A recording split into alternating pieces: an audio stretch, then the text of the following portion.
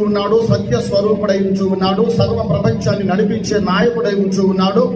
ఆయన మాట చేత భూమిని, ఆకాశమును, సూర్యచంద్ర నక్షత్రములను, భూచరములను, జలచరములను, ఈ లోకములో ఉన్న జీవకోటి రాసులను ఆయన తన మాట చేత సృష్టించాడు అని మనకు అందరికీ తెలుసు.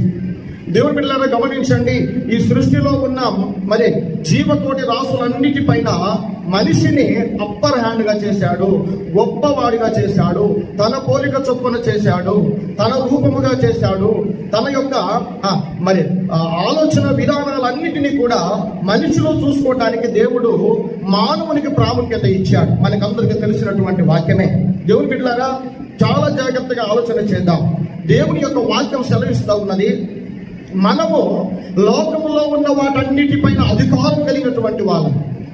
ఏదేను మనమున ఆదాము అవ్వలను సృష్టించినటువంటి దేవుడు, నిర్మించినటువంటి దేవుడు, తయారు చేసిన దేవుడు,